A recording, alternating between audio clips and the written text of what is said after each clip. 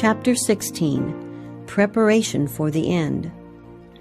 At Oswego, New York, September 7, 1850, the Lord showed me that a great work must be done for His people before they could stand in the battle in the day of the Lord. I was pointed to those who claim to be Adventists, but who reject the present truth, and saw that they were crumbling, and that the hand of the Lord was in their midst to divide and scatter them now in the gathering time, so that the precious jewels among them, who have formerly been deceived, may have their eyes opened to see their true state. And now, when the truth is presented to them by the Lord's messengers, they are prepared to listen, and see its beauty and harmony, and to leave their former associates and errors, embrace the precious truth, and stand where they can define their position. I saw that those who oppose the Sabbath of the Lord could not take the Bible and show that our position is incorrect. Therefore, they would slander those who believe and teach the truth, and would attack their characters.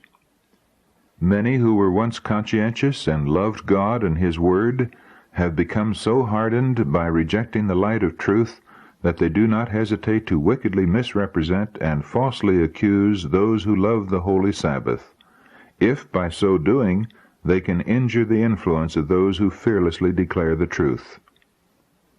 But these things will not hinder the work of God. In fact, this course, pursued by those who hate the truth, will be the very means of opening the eyes of some.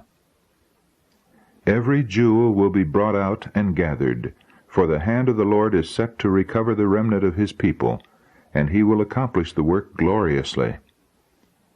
We who believe the truth should be very careful to give no occasion for our good to be evil spoken of. We should know that every step we take is in accordance with the Bible, for those who hate the commandments of God will triumph over our missteps and faults, as the wicked did in 1843. May 14, 1851, I saw the beauty and loveliness of Jesus. As I beheld His glory, the thought did not occur to me that I should ever be separated from His presence. I saw a light coming from the glory that encircled the Father, and as it approached near to me, my body trembled and shook like a leaf. I thought that if it should come near me, I would be struck out of existence. But the light passed me. Then could I have some sense of the great and terrible God with whom we have to do. I saw then what faint views some have of the holiness of God, and how much they take His holy and reverend name in vain, without realizing that it is God, the great and terrible God, of whom they are speaking. While praying, many use careless and irreverent expressions, which grieve the tender Spirit of the Lord, and cause their petitions to be shut out of heaven.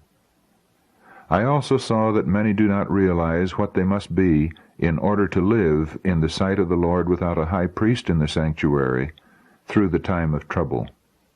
Those who receive the seal of the living God and are protected in the time of trouble must reflect the image of Jesus fully. I saw that many were neglecting the preparation so needful, and were looking to the time of refreshing and the latter rain to fit them to stand in the day of the Lord and to live in His sight. Oh, how many I saw in the time of trouble without a shelter!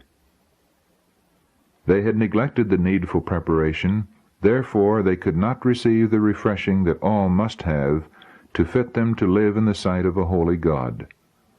Those who refuse to be hued by the prophets, and fail to purify their souls in obeying the whole truth, and who are willing to believe that their condition is far better than it really is, will come up to the time of the falling of the plagues, and then see that they needed to be hewed and squared for the building.